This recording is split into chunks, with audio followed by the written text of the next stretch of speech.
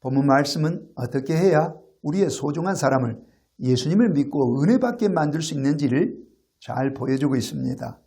실제로 있었던 일을 하나 소개해 드리겠습니다. 한 가난한 과부에게 시집 보내야 할 딸이 하나 있어서 좋은 신랑감을 물색하다가 청년 하나를 소개받았습니다. 과부는 그 청년에 대해서 알아봤습니다.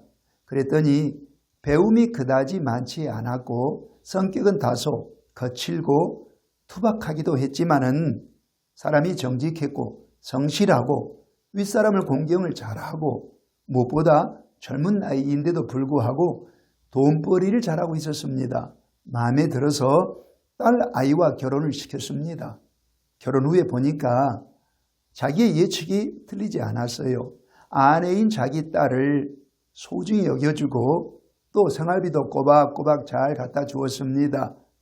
게다가 이 사위가 결혼하기 전에 자기는 친부모님이 일찍 돌아가셨기 때문에 결혼하게 되면은 장모님을 친어머니로 모시겠다 약속을 했는데 그 약속을 잘 지키는 거예요.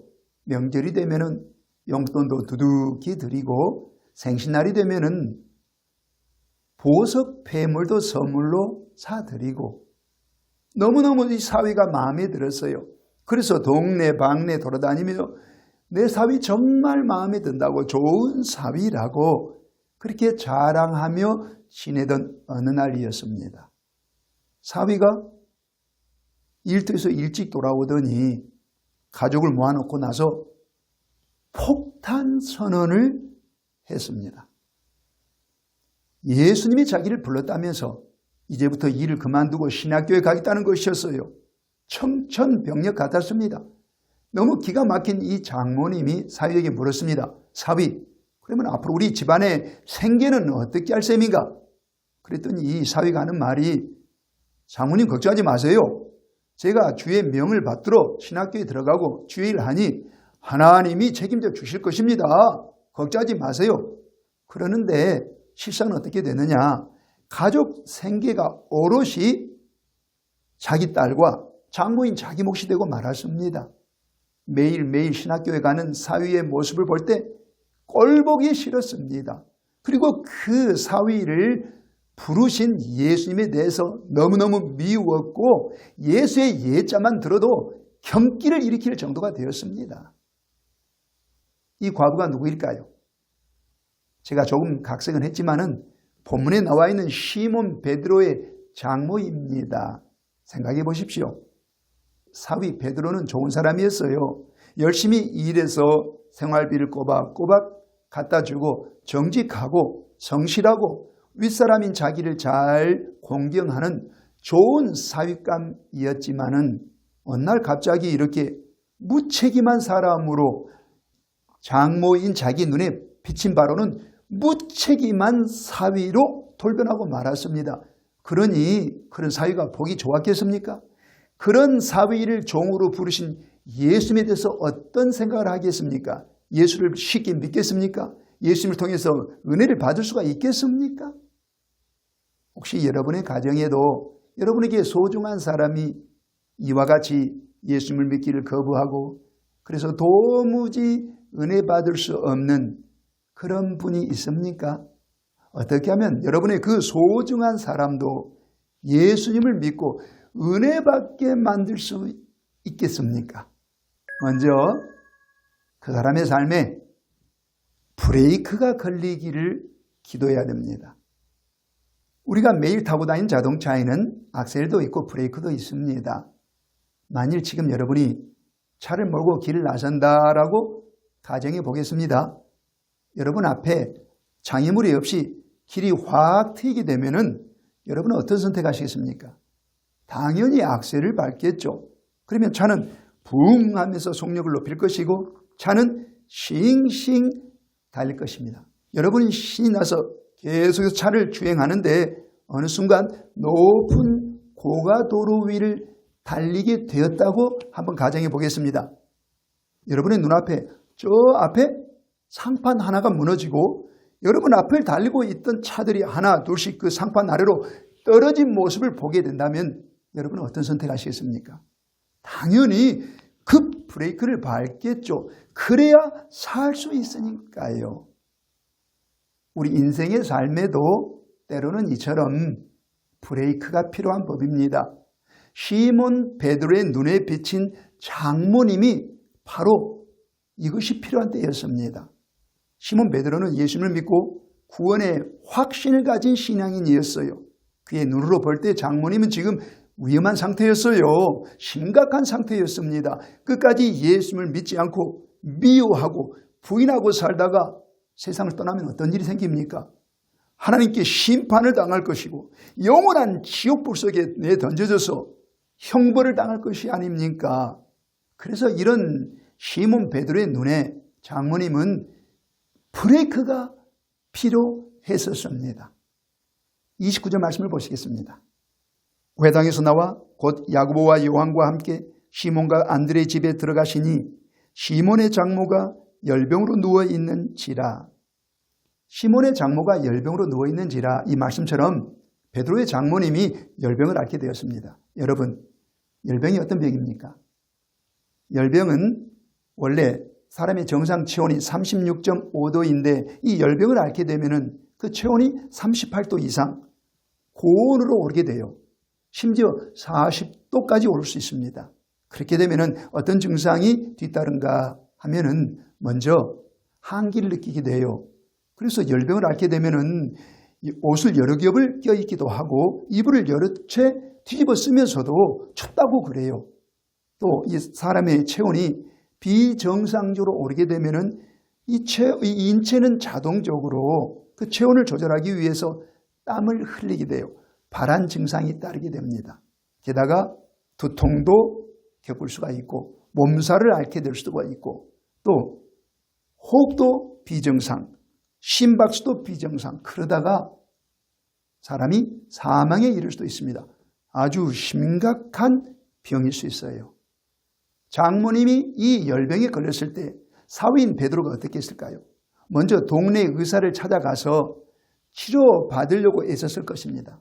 그러나 실패했을 것이고 또 좋은 약을 사서 장모님에게 복용시켰을 것입니다.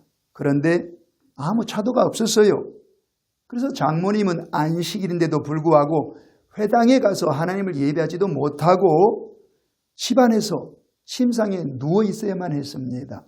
그런데 베드로의 눈에 볼 때 이것이 바로 장모님을 살릴 수 있는 브레이크 같이 보였을 것입니다. 인생의 길을 가다가 이런 브레이크에 걸리게 되면 바로 그때가 자기를 돌아볼 수 있는 때요. 자기 죄를 발견하고 하나님 앞에 회개하고 죄에서 돌이키고 그리고 예수님을 믿고 은혜 받을 만한 때입니다. 여러분 곁에는 분명 소중한 분들이 있을 것입니다. 부모님이나 배우자, 자녀, 형제자매 혹은 연인이나 친척, 친구, 이웃, 여러분의 소중한 사람들 가운데 여전히 예수님을 믿지 않고 심지어 예수님을 미워하는 분들도 있을 것입니다. 만일 그분들이, 여러분이 소중히 여기는 그분들이 끝까지 예수님을 부인하다가 죄 가운데 죽게 되면 어떤 일이 펼쳐집니까? 하나님의 심판을 당하게 될 것이고 저 영원한 지옥에 던져져서 영원토록 형벌을 당하게 될 것이 아닙니까? 여러분의 소중한 사람이 그렇게 살도록 방치해서는 안 되잖아요. 그래서 우리는 할 수 있다면 그분들의 삶에도 브레이크가 걸리도록 기도해야 됩니다. 몸이 건강해서 예수님을 부인한다면 그 사람 앞에도 브레이크가 걸려서 예수를 믿고 구원받게 되도록 기도해야 되고 사업이 잘 돼서 돈벌이가 잘 돼서 그래서 예수를 믿지 않는다면 그 사업에도 브레이크가 걸려서 예수를 믿고 구원받게 되도록 기도해야 되고 잘못된 세계관, 잘못된 이데올로기, 잘못된 신념, 잘못된 철학, 잘못된 종교를 고집하다가 그렇게 사는 분이 있다면 그분들의 삶에도 브레이크가 걸려서 예수님께 돌아오도록 주의 진리의 말씀으로 돌아오도록 우리는 브레이크가 걸리도록 기도해야 합니다. 브레이크가 걸리자 베드로의 장모님이 어떻게 변화됐는지 한번 보시겠습니다. 31절입니다. 나아가사 그 손을 잡아 일으키시니 열병이 떠나고 여자가 그들에게 수종드니라. 베드로의 장모가 열병이라는 브레이크에 걸렸습니다. 그러자 그녀가 변화됩니다. 예수님께서 그녀의 방에 딱 들어섰을 때 이 여인이 열병이라는 브레이크에 걸리지 않았더라면 예수님의 얼굴을 보자마자 내 방에서 나가세요 하고 쫓아냈을 것입니다. 그런데 예수님을 그냥 받아들여요. 그리고 예수님께서 그녀에게 접근해서 그녀의 손을 딱 만졌을 때 이 여인이 열병이라는 브레이크에 걸리지 않았더라면 왜 내 손을 잡냐면서 손을 탁 뿌리쳤을 것입니다. 그런데 그렇지 않고 그냥 잡혀요. 그리고 예수님께서 그녀의 손을 잡고 힘을 줘서 그녀를 딱 일으켰을 때 열병이 떠나는 놀라운 기적을 그 여인이 체험하게 됩니다. 그 순간 그 여인이 얼마나 부끄러웠을까요? 자기는 예수님을 그토록 미워했는데 그 예수님은 미워한 자기를 기꺼이 용서하고 와서 병든 자기를 이렇게 고쳐주지 않았습니까? 이 놀라운 은혜가 아닙니까? 너무나 감사해서 이 여인이 예수님을 열심히 수종들잖아요. 그 삶에 브레이크가 걸리니까 예수님을 향한 시각과 자세, 태도가 완전히 돌변해서 결국은 예수님을 믿고 예수님께 은혜를 받고 예수님을 위해 사는 삶으로 변화될 수 있는 거예요. 여러분의 소중한 사람에게도 지금 이 브레이크가 필요하지 않겠습니까? 그렇다면 우리는 그 사람들을 위해서 브레이크가 걸리도록 기도할 수 있어야 됩니다. 하나님께서 기적적으로 그 삶에 브레이크를 걸어 그를 멸망해서 영원한 생명으로 구원해 주실 것입니다. 그런데 이처럼 자기 삶에 브레이크가 걸리면 10에 8, 9은 예수님을 믿고 은혜를 받게 되는데 그 중에 1명, 2명은 그렇게 브레이크가 걸렸는데도 끝까지 마음이 완고하고 강팍한 이들이 있습니다. 그런 분들은 어떻게 해야 될까요? 어떻게 해야 그들도 예수님을 믿고 은혜 받을 수 있을까요? 두 번째로 오직 사랑으로 인내해야 합니다. 30절 말씀을 보시겠습니다.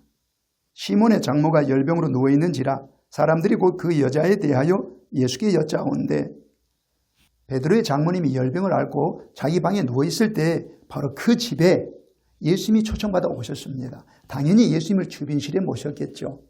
이때 우리가 주목해야 할 표현이 하나가 있는데 30절 말씀해 보시면 사람들이 곧 그 여자에 대하여 예수께 여짜온대라고 되어 있습니다.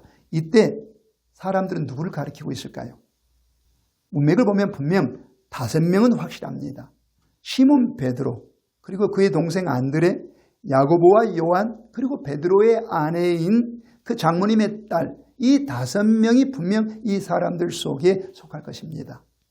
그런데 이 5명이 한꺼번에 우르르 예수님의 방에 몰려들어 예수님에게 장모님 고쳐달라고, 어머니 고쳐달라고, 사돈 어른 고쳐달라고 그렇게 요청했겠습니까? 그 당시 유대 문화를 살펴보면 결코 그러지 못했을 것입니다. 그래서 먼저 시몬 베드로가 주님에게 가서 주님, 제 장모님이 제가 주님을 따르는 것을 몹시 힘들어하는 걸 잘 아시잖아요. 그러니 속히 가셔서 안수해서 병 고쳐주시고 은혜를 끼쳐주시면 장모님이 저를 주님을 열심히 따르도록 협조해 줄 것입니다. 주님 가십시다. 이렇게 요청했을 것 같아요. 그때 주님께서 알았네 이렇게 물론 답변하셨겠죠. 그런데 미동도 하지 않는 거예요. 잠시 시간 지나 시몬 베드로가 동생 안드레에게 한번 들어가 보라고 했을 것 같아요. 그래서 안드레가 들어와서 주님, 제가 이 집에서 형하고 같이 살잖아요. 형이 몹시 힘든 상태예요. 그러니 속히 가셔서 사돈 어른을 좀 고쳐주십시오. 그러자 주님께서 알았네 또 답변하셨을 거예요. 그런데 이번에도 주님께서 움직이지 않아요. 그러자 야고보와 요한 형제가 이번엔 들어가서 주님, 오늘 낮에 회당에서 주님을 믿지 않는 불신자도 귀신을 쫓아내는 놀라운 기적으로 회복시켜 주셨잖아요.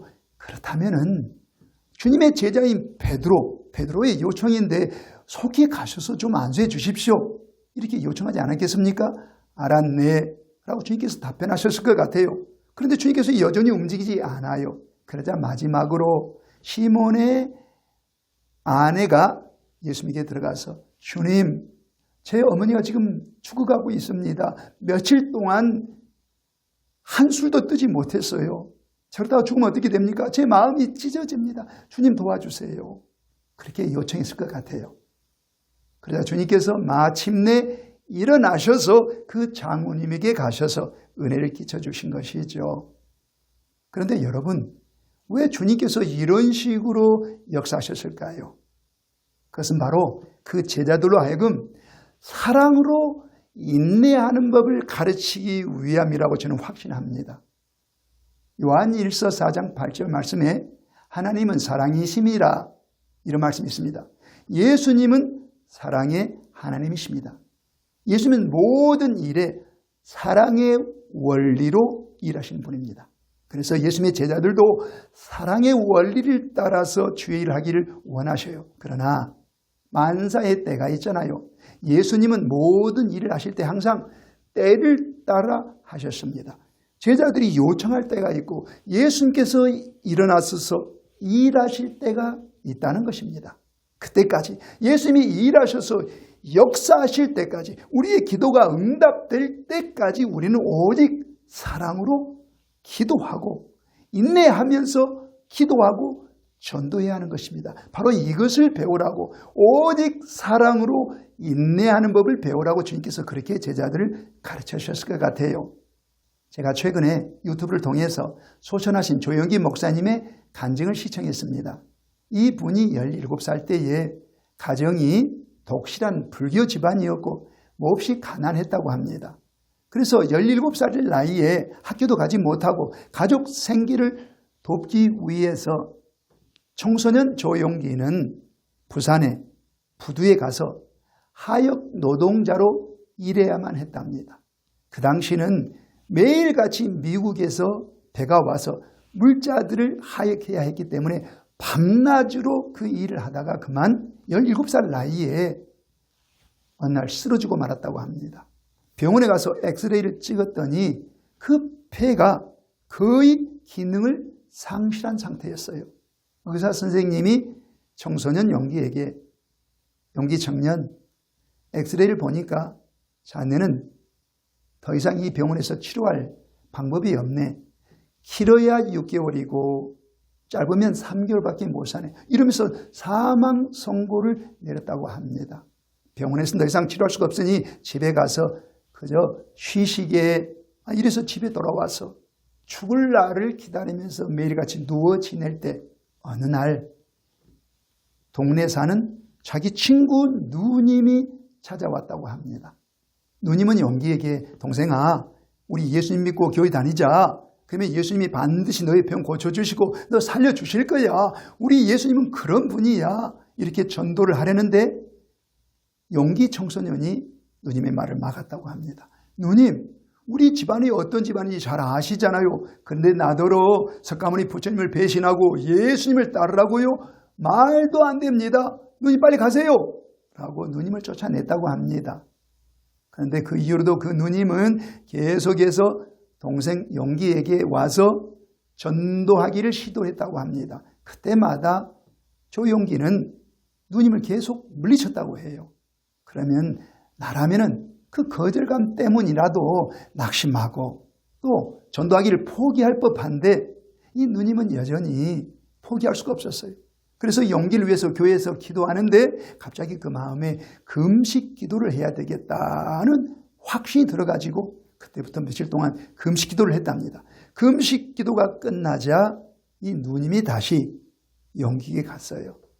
용기야, 너를 위해서 내가 금식 기도를 했는데 이 말을 전하자 청소년 용기 마음에 갑자기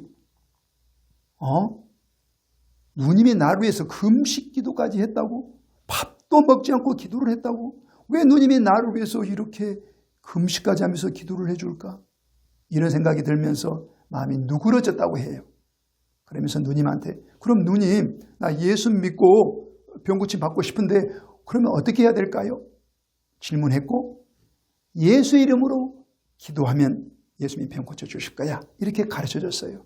그래서 그때부터 조용기가 예수 이름으로 기도하게 되었고 마침내 위대한 조용기가 된 거예요. 자기의 삶에 폐병이라는 삶의 브레이크가 걸리자 그의 마음이 이렇게 바뀌었고 또 오직 사랑으로 인내하며 기도하며 전도한 분이 있었기 때문에 그 마음이 누그러지고 예수를 믿고 은혜까지 받게 된 것입니다. 우리가 우리의 소중한 사람에게 가서 전도할 때에 그분들의 마음이 완악해서 마음의 문을 열지 않고 예수를 믿기를 거부할 수가 있어요. 그래서 우리가 거듭 전도를 하지만 여전히 거부할 때에 우리는 자칫 낙심하기 쉽고 포기하게 될 수 있습니다. 그러나 갈라디아 6장 9절에서 주님이 우리에게 이렇게 말씀하십니다. 우리가 선을 행하되 낙심하지 말지니 포기하지 아니하면 때가 이름에 거두리라. 때가 이름에 거두리라. 이 말씀처럼 때가 있습니다.